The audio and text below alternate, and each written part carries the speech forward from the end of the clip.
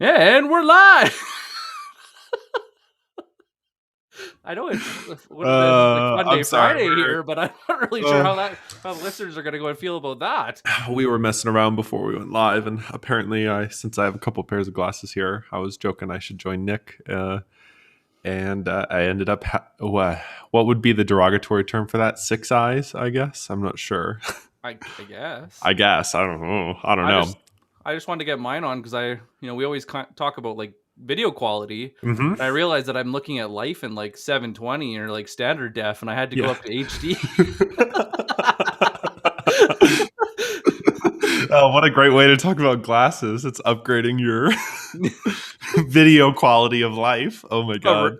hey, when we're talking about how to identify profitable customers from day one, Hey, HD Vision's the way to go. HD Vision is, hey, happy Friday. Welcome to B2B Power Hour. Nick, it is a joy to have you to be with you today. I was just going to say have you on, and you're another host of this show. So, um, I when you proposed this topic for today, I became immediately excited because there's just been a lot of chatter, at least in my networks recently, about not just, I mean, ICP is sort of like a foundation, identifying the right clients and trying to go after them, but accommodating them in a sales cycle that really makes sense from a business fundamentals. And that's what today's topic is about: identifying those profitable customers from the very first piece of the sales cycle. So I'm just going to let you take it and kick it off, and we'll see where it goes. All the salespeople listening, you're gonna love this. All the marketers, no promises. Yeah. This really comes from being in sales. If you don't know who you should be talking to, it is the toughest thing. And so if you don't have a list to work from, or if the company hasn't give you anything to give you guidance, it's really, really tough to get started. And I'm seeing this getting worse as companies are giving less resources. There's less strategy and like a main general that's guiding all of the actions on sales and marketing. Everybody's just kind of working in their own silo, and it's causing more issues as we go on. And so I get a lot of people that come in for sales training, and they're like, yeah, like I can't get this company to engage, and I'm this and that. And I look at it and I take about 5 seconds. I'm like, why do you want this account? Yeah. And I start asking the questions they should have asked before they ever made the call. But even this goes for marketing. If marketing sends over a lead, and I think marketing should be doing this too, not just sales. If they don't fit the ICP, if they don't fit the ideal customer, if they don't match a certain guideline, why are you talking to them? Think of this from a respect standpoint. We have to respect our customers by letting them know if they're not a good customer. Maybe don't say that. But if there's somebody that's better to be working with them, would it not make more sense for you to go and send them their way than trying to go and hoard that deal and provide a bad experience? Because that's not going to get you referrals. That's not going to earn word of mouth. Being honest with them could be so eye-opening, and so they could be so awestruck that they want to tell all their friends.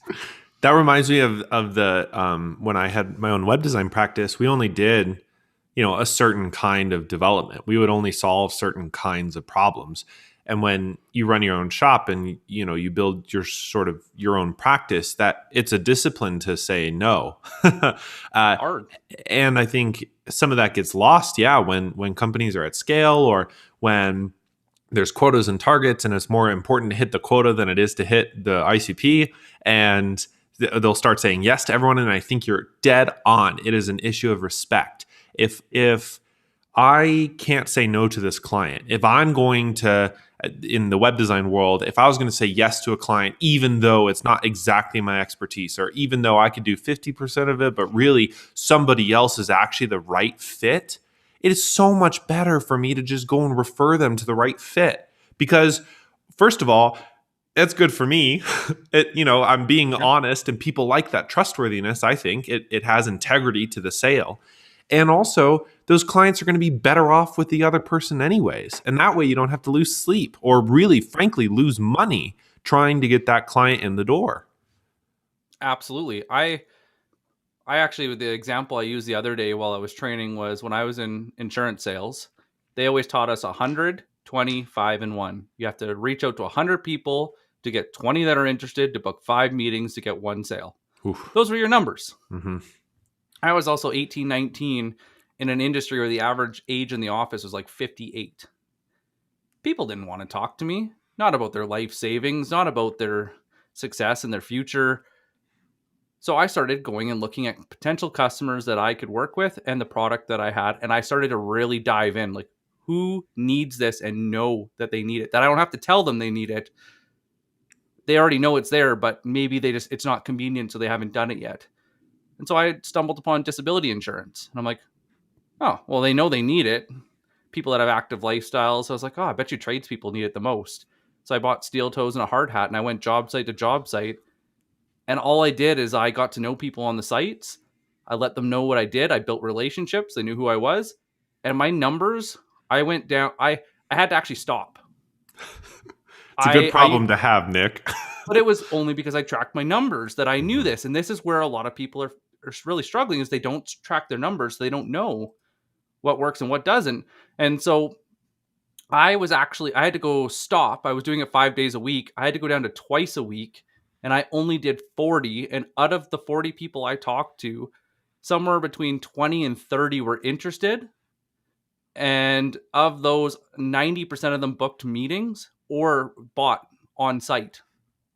And so I went from 100 approaches down to less than 40, and I was selling 3 to 4 times as much. Mm-hmm. So that is what happens when you know what a profitable customer looks like from day one, is that for you, it saves a lot of time. And I compare it to being like the snipers, like picking where they want to go instead of coming out with a machine gun and just or a shotgun and just shooting randomly to see what you can hit. Totally. And that's everybody's approach. Well, that approach not only wastes a ton of resources in the process, but it's also like, it takes a long time and it's expensive. It burns out your reps. It gets nowhere. You know, if my quota is 20 meetings a week, why? And I'm sorry, I know if you're a sales rep that you probably you're not comfortable asking this, but where do the metrics come from? Why do you have to hit that? Because if I can do it in 5 meetings where the other person had to do it in 20 meetings, should I be penalized for being more efficient, or should we have that conversation and ask, why did that work where theirs didn't? And I just don't know. Yeah. And I think even from a marketing approach, I've definitely called the antiquated approach to marketing the shotgun approach before, which is basically just, be everywhere at all times and see what hits. One thing that I've always been concerned about, actually, more than anything, especially on the marketing side, sales, I'm sure actually it may go either way. It could be even more dangerous or it could be less, depending on how the process goes. But you can potentially damage relationships in the marketplace by using a shotgun approach, especially in marketing, because you're literally churning and burning. And I give a pitch slap right now. And I got pitch slapped on LinkedIn just the other day. And you know what? If that person had taken the time just to start a conversation, totally different approach, totally different potential response, even if I'm not interested in the eventual product. But from a marketing side, whether that's cold prospecting or whether that's just outbound lead generation or PPC campaigns or content or whatever, if your approach is this churn and burn, shotgun, see whatever we hit, even within some sort of ICP, you can potentially damage those relationships and damage your long-term potential in the market. Because one thing I always think about is from a marketing side, if you're running through 100 names a week or whatever, or you're running ad campaigns to a huge audience, and the certain percentage of them you're doing some email automation follow-up with or some sort of nurture campaign, quote unquote, there's a lot of those names who could be customers who are turned off by your approach. And I think what you're identifying is when you create an ICP, it's not just who the person is or who the potential ideal client is and their firmographics or their position in the company, or even the buying committee, if there's a buying committee and whether you have to deal with that. It's what they expect in the buying experience and what they want in the buying journey, and just meeting that. You're just trying to sell to them. And one of the best ways to do that is just to meet their expectations and say, here, we'll deliver this for you differently than maybe you deliver to in a previous job or in a different industry, because people are different in different industries and they have different expectations of the buying experience. And chances are, I'm not going to get sold, let's say, a financial services product based on a LinkedIn message. Mostly because I don't think that's how most people work anyways, but also that's not how I work. And if I'm in their ICP, they need to understand that a pitch slap isn't going to work. So I want to challenge us a little bit, just so that we're talking about this from different angles. So going with the whole saying, like, show, don't tell. If they would have done a personalized invitation that was very catered to you, that showed that they did their research by making statements and really important questions, would that have changed that pitch? Maybe. And I'm sort of a hard person to be sold to, I'll be honest. I'm not maybe a good example. But what I do think should have been included is not a pitch from the get-go. And that's, you have to earn the right to pitch before you pitch. Yeah, absolutely. But this is where the whole thing I'm talking about, like, build your hypothesis. Yeah. Have a case to go and reach out to people to know that they're profitable. And every single question should be picked before you start. But what I see a lot of salespeople do, and marketers, is they don't know. And so they're going into the meeting doing all this work, and they haven't done any of the prerequisite coming into that meeting. Rapport isn't built in the meeting anymore. We don't go play 4 hours of golf. We don't go and, sit at the bar, or unfortunately, we don't go sit at the bar anymore and like get to know somebody over a few pints. No, we do 20-minute meetings. But once they get to know you on LinkedIn, once they get to know you through like you being a human being and talking to them on the phone or like through email or whatever method you use, that's how you build that rapport. But it comes from knowing what to ask, knowing what you want to ask long before you go in there, because you may not want to meet with them in the first place because it's not a good fit. But how often do we hear people say, oh yeah, marketing sent me a lead, I reviewed it, and I actually canceled the meeting and actually referred them business because I said it wasn't a good fit? So unusual. You booked me 10 meetings. Of those 10, 3 were qualified, so I kept those. And, yeah, Jason, of course. I wish we could play golf too, or get outside and not be stuck in my little hidey hole. Yep. But that's not how the world works right now. And I think, to your point, a lot of the rapport is actually built, let's call it rapport, but trust, honestly, is built on the front end when people are doing their own research, their own engagement with your brand. This is the underestimated part of marketing right now. And this is what Demand Gen generally gets right, is all of that content or value that you're providing on the front end allows people to build trust with you so that you don't necessarily have to go and play 4 hours of golf. It's more asynchronous now. It's on people's own time. They research the brands, the companies that they want to work with. And so from a marketing perspective, that investment is in trust so that you can accelerate your sales cycle later on, basically, with the right qualified opportunities. And yeah, a lot of people don't do that, because it's a lot easier just to say, oh, we'll have a 20-minute meeting and we'll try and pitch them. Or we'll have a half an hour meeting and you have to build your account list of 1,000 people to start targeting. Gosh, that sounds horrible. But how are you building it? Well, we do this industry. Okay, and what else?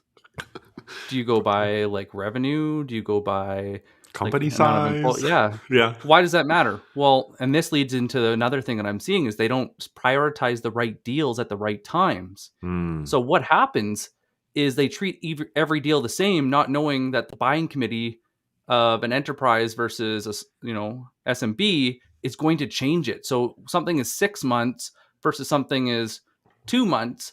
And something has more buying jobs, so you have to communicate with more buyers. So you have to go and maybe look at asynchronous video, like from Vidyard, or you need to go and do like snippets, or you need to record all your meetings and send it to all the appropriate people.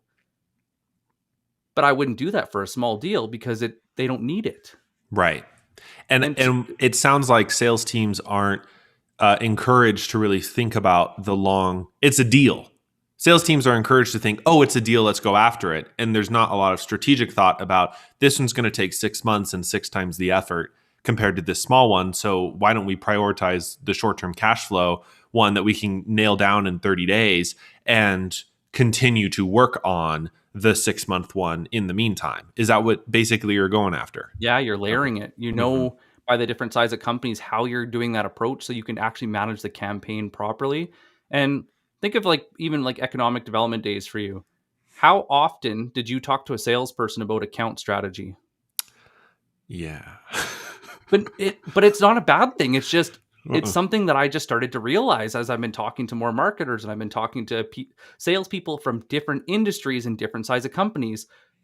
This is really foreign. When I started, we got account lists. We built, whether it was, you know, insurance, we got existing customers and we had to go and do service calls. And half of them were lapsed and they were garbage, but that's another point for another day. The other part is we'd look at who was a good customer and why, and we'd build lookalike audiences. Kind of sounds familiar from advertising. And we would make an account strategy or a territory plan. And we would, you know, back in the Road Warrior days, jump in the car and we'd go work that territory. And we had a method to the madness.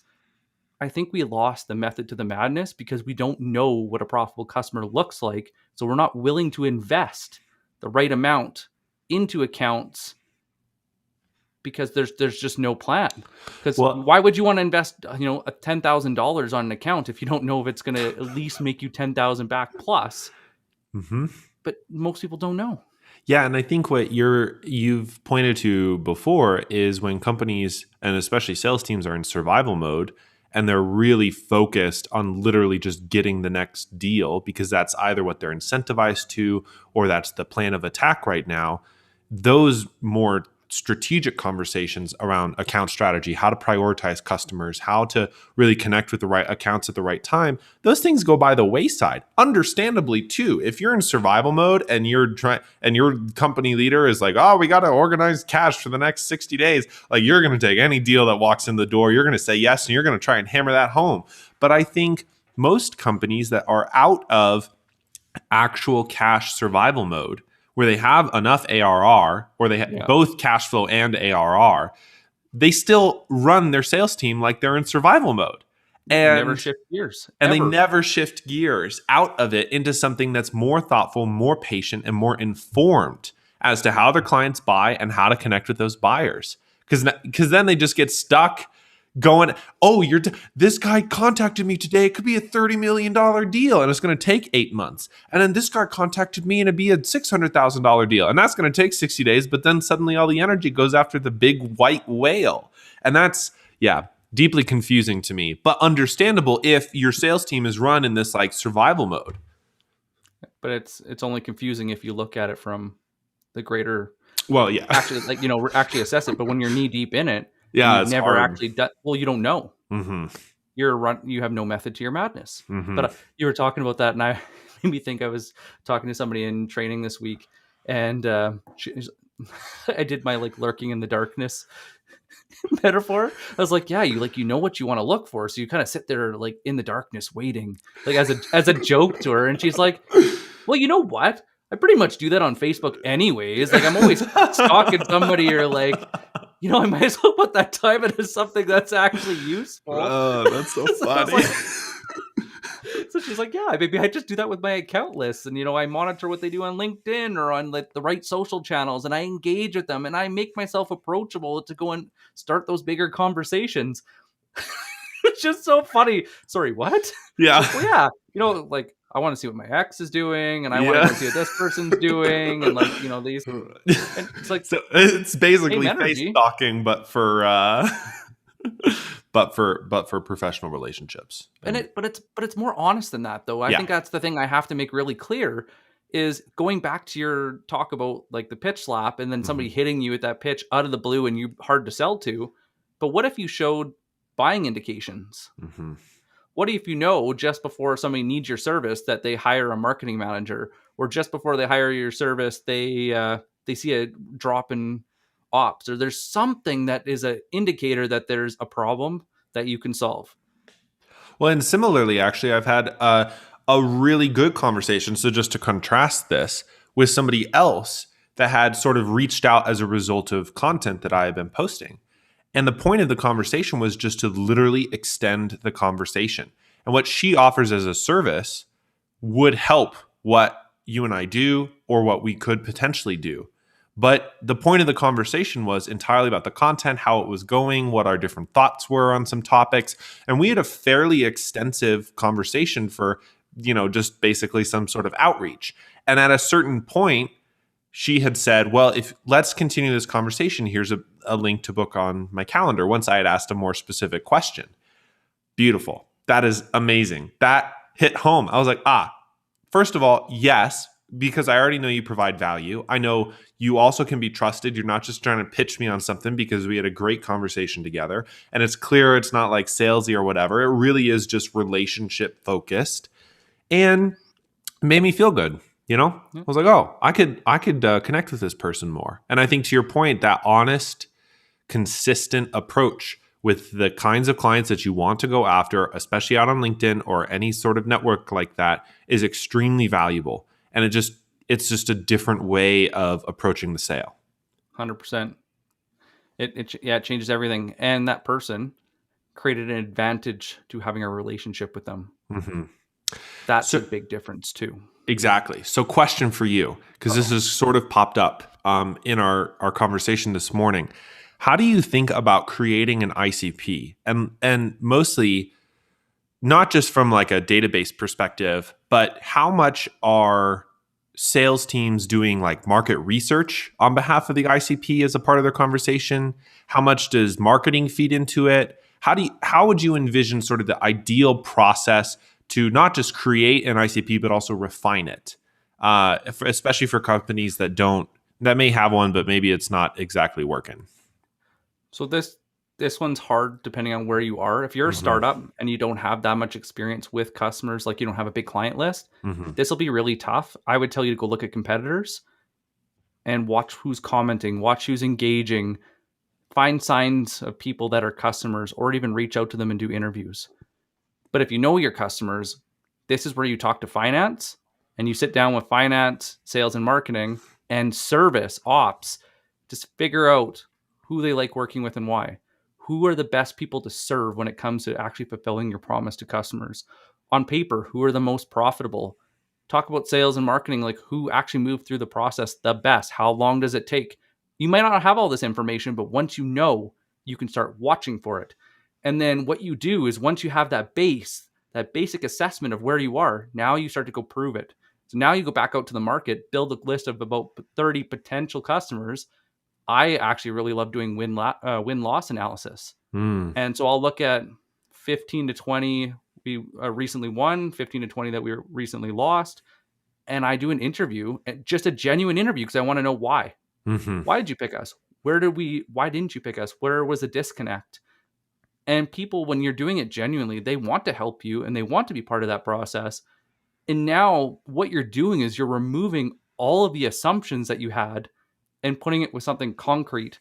So now when your salespeople and your marketers are going out, they're using their language and they feel like you're directly connecting to them at such a personal level that it changes the entire conversation. And it reminds me of like old networking where you'd have like, you go to a bar and they'd almost have like that speed networking style where they have all the tables around and you have the guy that does like the drive-by business carding. And then you have the one person, that really connects with you because they only talk to maybe 3 or 4 people, but they got to know you. And so when they call, you pick up their call because they earned it, because you actually feel like there's a connection. Well, this is what's happening now is we're having this connection, but digital, because now a lot of our channels and how we buy, including like myself and everybody I talk to, buys differently. Thanks to COVID, thanks to technology, thanks to being stuck in these beautiful things we call home. And it's changed the way we do things, but we're now seeking connection. We're not seeking content. We're not seeking out things randomly. And so a random cold call with no trigger is lost in all the noise. People don't pay attention to it. They don't care. And it's just the nature of the beast.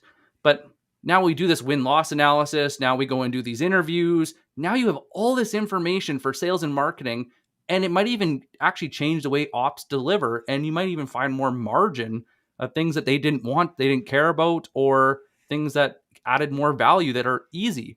There's so much low-hanging fruit, yet everybody does this spray and pray, and it just gets nowhere because they haven't done this hard work, this thing that is uncomfortable because you have to actually talk to people. Mm-hmm.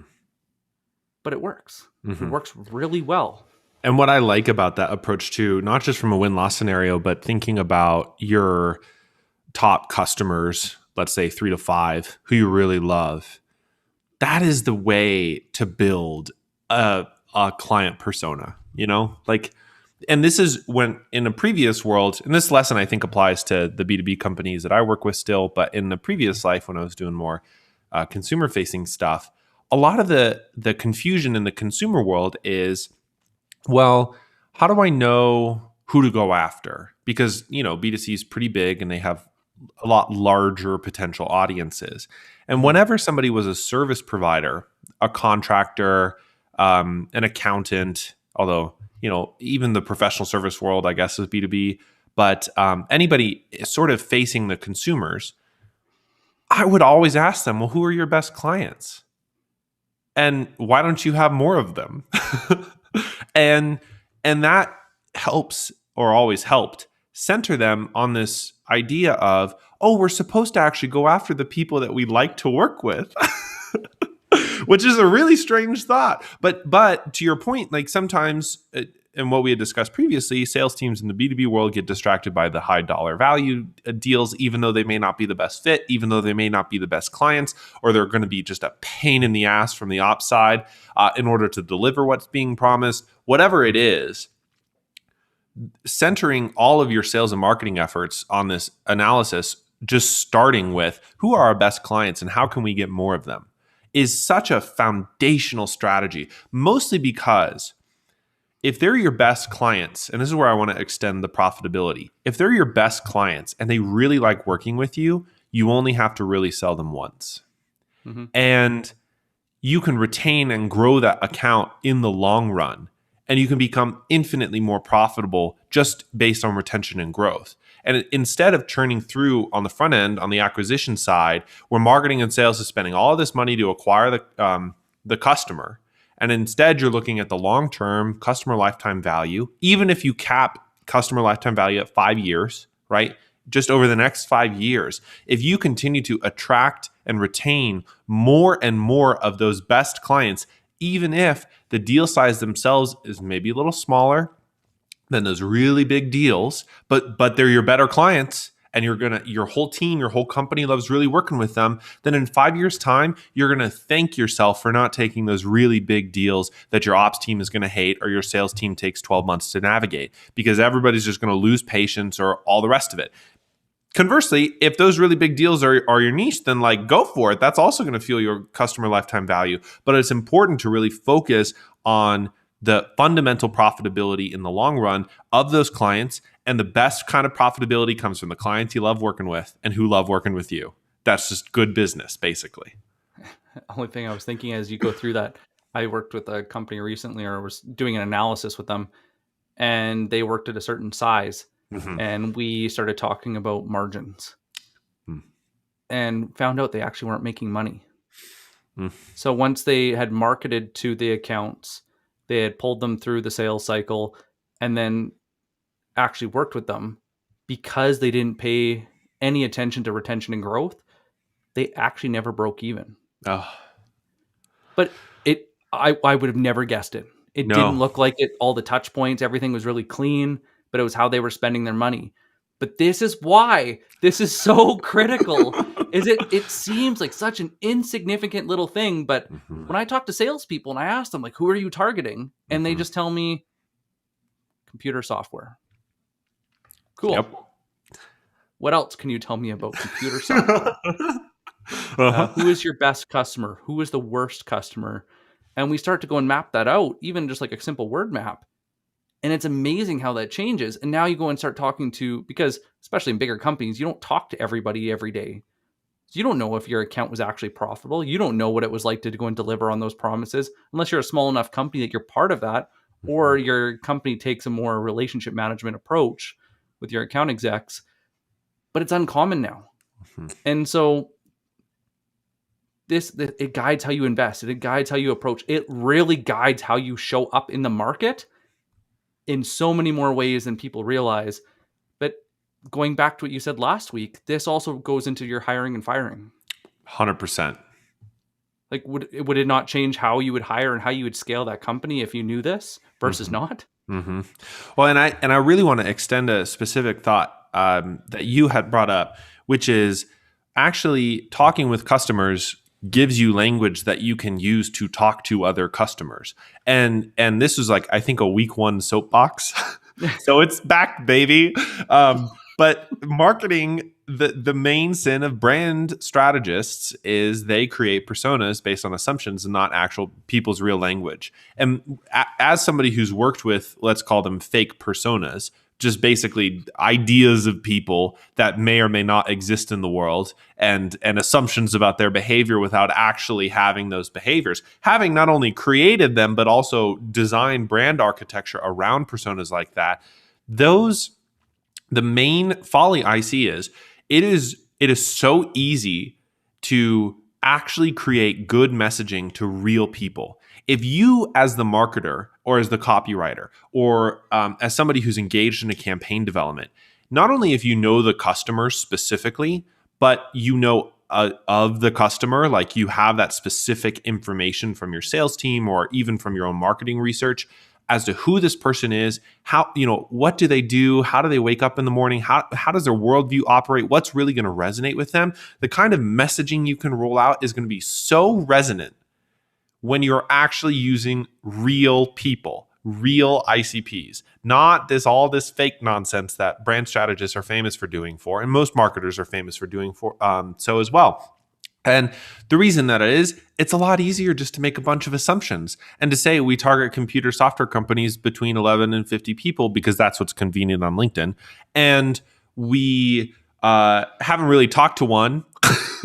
Well, the sales team, I guess, is talking to them, but we don't really know what is resonating, what isn't resonating, etc. But if you have that line of communication open and those teams working together, what I can envision is a page rollout, a landing page, basically, for the right kinds of clients at an ABM strategy or even for a generic audience. That just every headline, every piece of content, all the imagery, all the rest of it is just so dead on because that because of those conversations, because sales has been actually talking with clients that you want to work with, and marketing knows what is being said or is participating in those conversations, and then are building messaging around that can really resonate in the marketplace for the front end, top of funnel, I guess, of the sales process.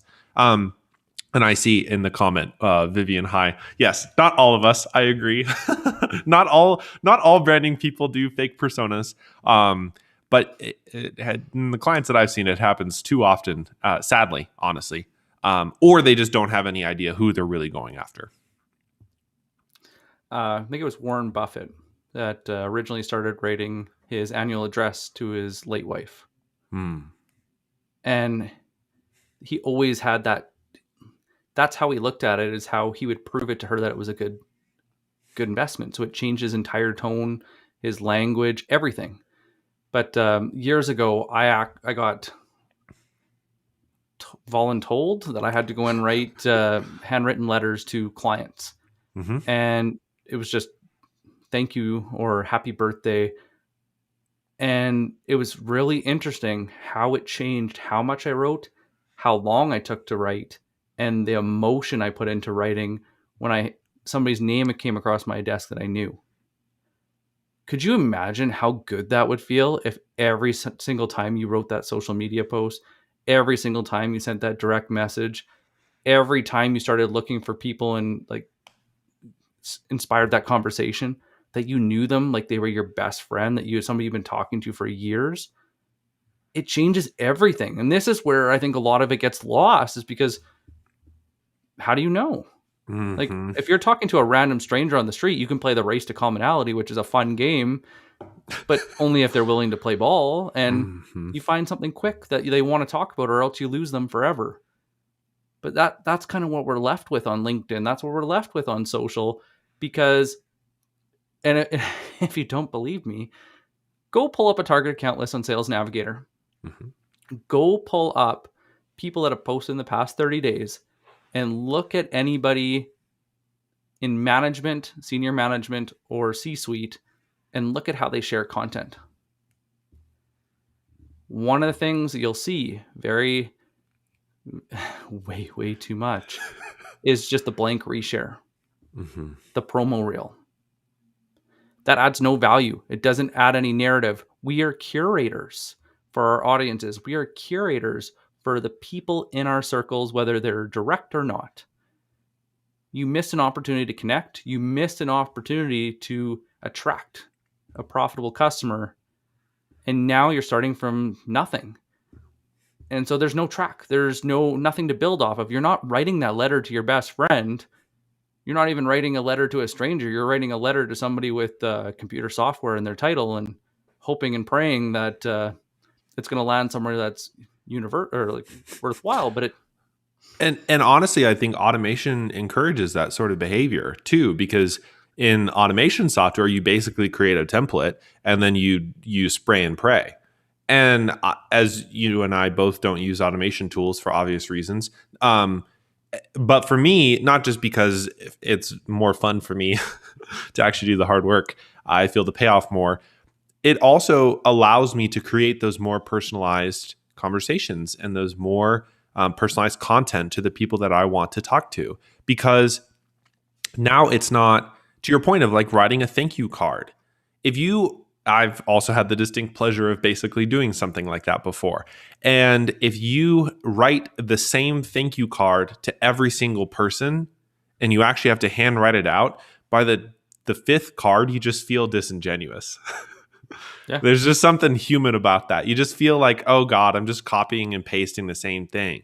And yet here's all this technology that basically does that. And we expect it to work. We expect that there's a huge ROI because what? It's more efficient. Well, yeah, sure. You spend less time, I guess. And in some organizations, time is definitely money. And sure, I guess you'd spend a little less time, but the ROI on making something personal, on making something relatable, and on actually understanding who that person is, literally empathy is a skill, is so valuable and has such a higher ROI than the time you're going to save by using automation tools or templates or something incredibly impersonal. how do you learn when you do automation? I know a lot of Mm. software companies push and they give you metrics like it's a game of numbers. Yep. But how do you learn? If you're not doing the outreach, if you're not doing the recon yourself, how do you learn? I learn so much about my target audience by commenting. And you know what? They reward me with engagement. Mm-hmm. And they reward me with meetings when it makes sense. If anybody listening right now, I encourage you to try this. I found out a new trick that I haven't told Morgan about, so he'll be caught in on the action too. I stopped using search or the Sales Navigator as much for my account list because they don't post anything useful. They do generic crap that goes nowhere, and it's nothing you can comment on, and it's nothing I care about because it's promo about their products and not even in a way that's meaningful. Mm-hmm. It's just feature. Promo reel, reshare, no caption, no content. I see that a lot too. Yeah. So what I started to do is I started to search terms that are signs and symptoms of sales gone wrong. Spam sales, bad cold calls, anything in your industry that you can help fix. But instead of trying to fix it, you're just joining the conversation. And so sometimes I'll tease, like somebody was talking about, they were putting out like a business development position and they're looking for a closer. I was like, okay, baby, coffee's on, let's go. And just having fun with it, but looking and having those conversations. I can have hundreds of I try not to have hundreds, but I have about 40 or 50 conversations a day just through comments, and you learn a lot. But I can also now go back talking about profitable customers, and I can tell you who's wasting my time and who's approachable. Going back to our LinkedIn philosophy, if you say thank you for connecting and they don't respond to you, they don't want to talk. So why are we going after unprofitable customers? Why are we going after people that don't want to deal with us? Why? Because we're going after the metrics and we're going after traditional methods that don't get results. And it's time to change, whether that's coming from senior leadership or whatever. It can start with you. And whose book was it? You just mentioned him too. Never Split the Difference, Chris Voss. Oh, yes. Do an accusation audit. And so what I do is I go and look at what would they accuse me of, but also what would I want to know about them that I would accuse them of being a great customer. And it allows you to have tease out of the conversation if there's somebody you want to work with. If you only had 20 minutes or less and you could only ask 3 questions, how would that change your approach to that meeting? And this is the type of stuff, the what ifs that I keep going through. And it's changing the entire way I look at what we do in sales, how it aligns with marketing, and how we can just do it better. We got a comment here. Tara. Yeah, can you throw up Tara's comment on the screen? Because this is something I actually want to talk about. This is good. Ooh. Buyers don't want to be sold at. They expect vendors to add value when needed. Anything else is spam. So I think, I agree directionally. I would challenge the concept of vendors. This is just like my creative world thing. Maybe it's different in other industries. And maybe it is just a vendor relationship generally, but just a vendor relationship. Yeah. This is a good conversation to dive into. Open the soapbox. Here we go. But what I wonder is if you approach the sale as a partnership instead of a vendorship. And this is an interesting way to reposition. In the creative world, this is incredibly beneficial as a creative and previously as a marketer. Like, you don't want to be a vendor as a marketer. You want to be a partner. And that means taking assumed risk. And most marketers are actually vendors. They're not partners. That means you take risk on the results. Let's go. Heck yeah. You really want to have a vested stake in the outcome, mostly because as a partner, instead of a vendor, you get access to deeper conversations and more strategic access to the company than you do as just a vendor. Now, if you're selling a per seat software platform, you're not going to be a partner, okay? Even and at an enterprise level, perhaps, and you become integral. I think there's a scale to some of this, but I would wonder what it would mean for businesses who are selling a complex B2B product, whatever that is, to approach the sale as a partner to somebody else's business, instead of thinking, oh, we have something to sell, we're a vendor, you should buy from us. And even just that subtle linguistic change, to me, changes the mindset around how you approach the sale, how you build the relationship, how you even market. Because if I was selling a complex product and I said, oh, I'm trying to be a partner to these folks, to me, that means their success is my success. And if I'm a vendor and I say, oh, I have something to sell to these people, even if I'm value driven, even when I'm adding value to their company, right? Basically, I'm saying, buy my thing so you can solve your problem. And then clean our hands, I make a lot of money, you hopefully make some money, and I'm out of there. And I think really grounding ourselves from a marketing approach especially, and to me, this is like a big scale marketing approach, not a tactical marketing approach, but from like a brand value or business value approach, thinking of ourselves as partners to our other companies really repositions the way we market and sell and approach companies. That would be a way to kick this off, at least, Nick. Yeah, go Nick. How many of you guys go to the doctor and tell them what your problem is, and then don't allow them to do any type of diagnosis and then tell them to give you medication? How often does that work? Why should we allow people to do that in our process? When we take orders, we are vendors. Mm-hmm. The problem is it opens the door for scope creep. Oh my goodness gracious. Can you fix my wording here? Scope creep? Yeah. And so they'll keep asking for more and more and more, and then they'll delay payment, and then they'll strong arm you. There's a thing that happens when you become the expert, when you become the prescriber of best services. And part of it is trust. The other part is credibility. And it comes down to advantage. There's an advantage to having the relationship with you because you understand them better than anyone else. Your prescription is spot on, and it's built on pattern recognition that they don't have because they don't do it as much as you do. So when you're telling them what they should do, it is based on your knowledge and experience, not whatever they think is great. Because how many times as creatives have we done something based on somebody telling us something was wrong, only to find out, halfway through the process that they were out to lunch on what they thought the problem was? I see it in sales. I see it in marketing. I see it in ops. But if people aren't asking for our opinion and they're not seeking that out, they're seeking somebody to be a vendor, and you're setting yourself up for commodity pricing and basically the never-ending task list. And I don't wish that upon anyone.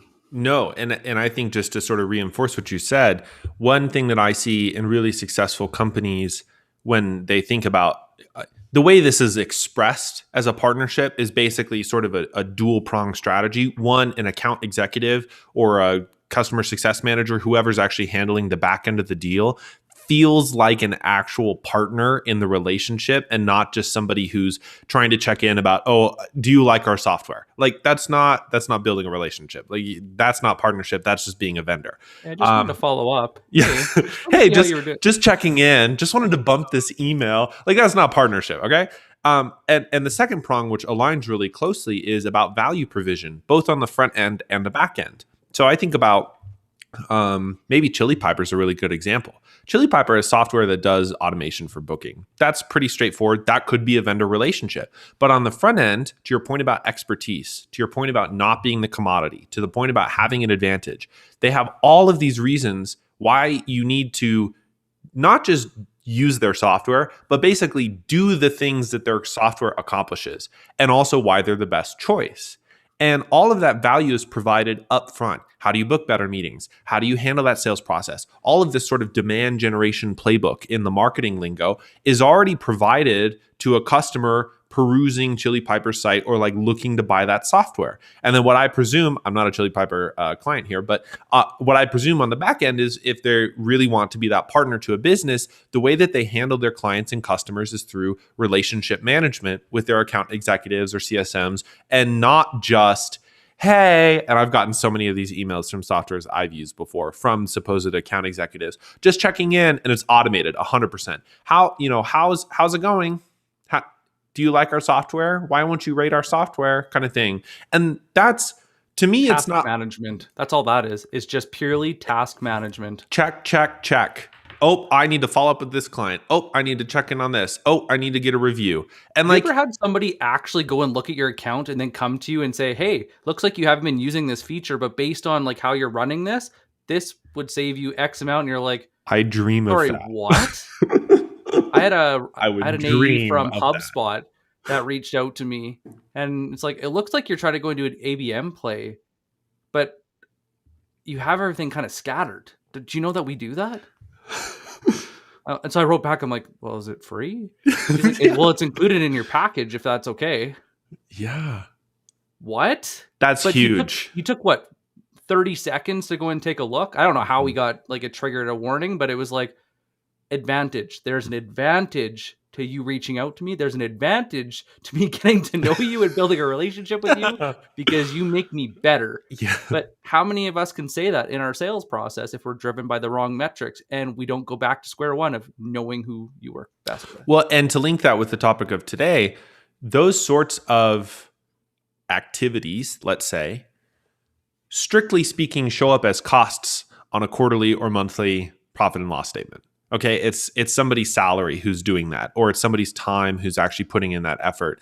And the way that you can realize that those efforts are working is potentially looking at ARR and looking at annual contracts or client growth, retention, and growth over time.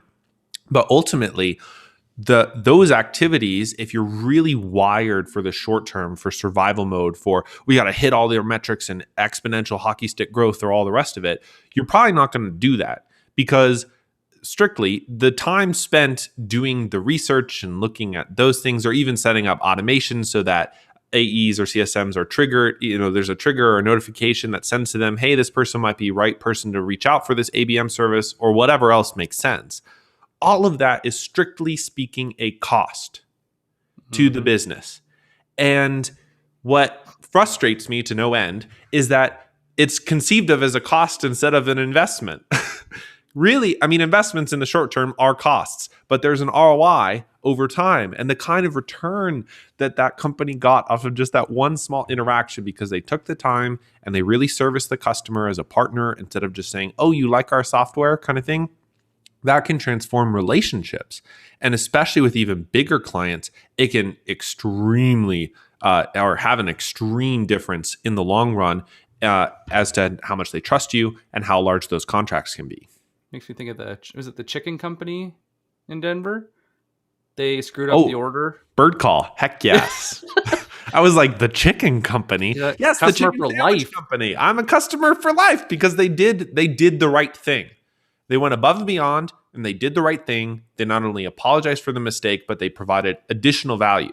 Short-term cost, couple free meals, basically. Long-term payoff, because I'm going to continue, and I continue to buy plenty of Bird Call here in Denver. And tell everyone about it. And tell everyone about it. I'm the most loyal brand ambassador that has ever existed. I'm just somebody who just likes the company. But that's the rule of thumb, right? If somebody has a good experience, on average, they're going to tell 2 or 3 people. But if they have a bad experience, they're going to tell 10 to 12 people. And that's just how we're wired. That's just like word of mouth marketing fundamentals.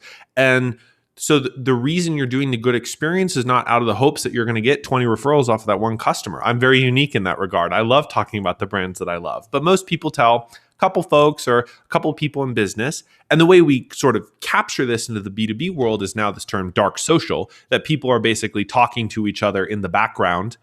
What was your lurking in the darkness? That more or less they're lurking in the darkness, but talking with each other in back channels where they can't really, a company can't measure that. But all of your success, your success teams, your delivery, your sales management or relationship management on the back end with these customers that you are working with can help accelerate your profitability. And if it all goes out well, it can also help you identify other customers, lookalike audiences, that then you can turn your marketing efforts onto and your sales efforts onto to get them into your orbit. I feel like we've ranted pretty strong. Yes. So on this topic, so if there are other questions, make sure to drop them in the comments below. But I'm going to turn it back to Nick, because otherwise we can continue to rant on this, I think, all day. We had a submitted question this week, didn't we? I don't think so. No. Not through the B2B Power Hour website? No, I did not have a question. But if you want advanced agendas, you can go to b2bpowerhour.com and sign up, and we'll send them to you. So you can submit advanced questions, and we'll make sure to answer them during this time. Does anyone have any? One thing actually that just popped into my mind that I wanted to return to, as people are submitting or answering any questions, is how do you, as a salesperson and especially a sales trainer, think about the sort of the week by week cadence or almost goals salespeople should be looking for when they take this approach that is more relationship managed? So if we're throwing out the old metrics playbook and we're not trying to hit specific quotas, or we could, but they're probably going to be lower, what do you look for as saying, yes, I'm on the right path? Yes, I'm hitting this playbook right. Very good question, Anton. Yes, Anton. Morgan was a busy beaver, and he also gave us a Spotify podcast and Apple Podcasts too. Sorry, back to your question. Yes, sorry, the metrics. One of the things that has served me the best since I changed this is 5 meaningful conversations a day. And meaningful is beyond superficial. It's like asking somebody, hey, how are you? And then walking away. Or saying, hey, how you feeling today? Hey, how have you been? And they pour their heart out to you. Which one's meaningful? Well, then all you got to do is keep tweaking your definition of meaningful And next thing you know, you're booking meetings because it compounds week by week. And so I track how many meaningful conversations I have about business. And so that I'm building those relationships.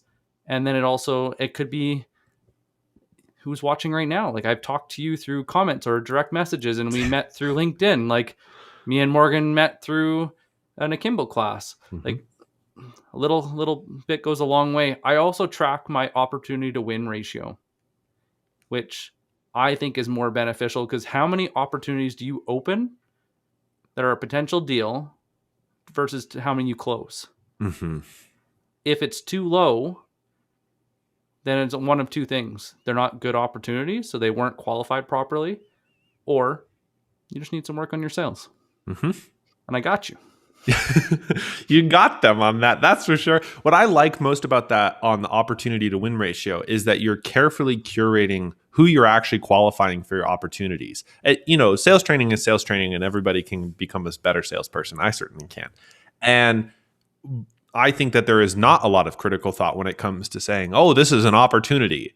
Not just like what's the industry lingo? I hate industry lingo. What, SQO? Sales qualified opportunity?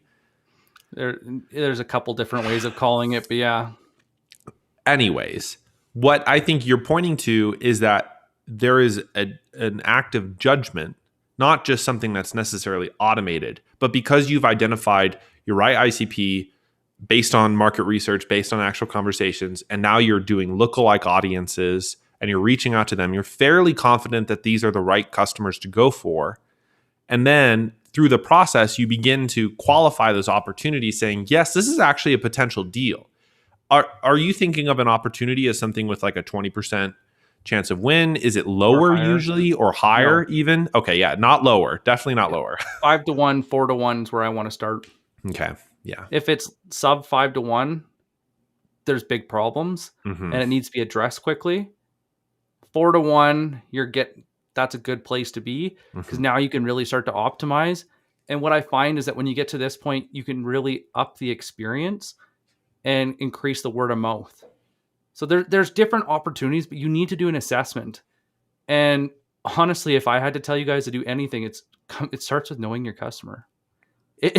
I know it's like we're beating a dead horse here, but if you can't identify profitable customers before you talk to them, and if you can't question them to determine if they really are profitable, BANT's not going to save you. Budget authority, needs, and timeline. Even with a Medic, I do like Medic though, because it's a way of building account, like organizing how you attack an account and determining value. I would use that one. I still do. So that's good. That's great. Nick, I think we've covered a lot of ground this morning. Thank you. I think not only did I learn a lot, but based on the comments, I think we hit some good topics today. I want to thank everyone for joining us. I want to thank you for your questions and your comments and your continued support. Really appreciate the direct messages that come after every show and the questions that you reach out and that you trust us to go and ask. That's very much appreciated. I want to go and throw it out there that Morgan took these and turned it into a podcast for us, because I like when I watch something longer, I like to go and put in the earbuds and go for a walk, or if I have to clean the house. But I'm a big podcast cleaning kind of guy, definitely the same. So yeah, you can go to b2bpowerhour.com. There's links to both Apple Podcasts and Spotify. I believe we're also on Google Podcasts. And if you're like me and care about your privacy, you can always use Overcast, and we're on Overcast as well. So you can also sign up to receive advanced agendas. I feel like we have an actual outro house cleaning item. There's a lot of things we can do now at the end of our show, Nick. I'm excited. You know what I'm excited for? Oh, yeah. It's Morgan's week to go and choose the topic. Oh, so boy. If you guys want to tease him or see if you can get it out of him. Yeah, send me a DM on LinkedIn. See if you can tease me, or if you have ideas of things that we should really cover, I'd be more than happy to chat. So thank you again, everybody. Happy Friday. And this has been B2B Power Hour. B2B Power Hour. Thanks, everyone. Bye. That was way off.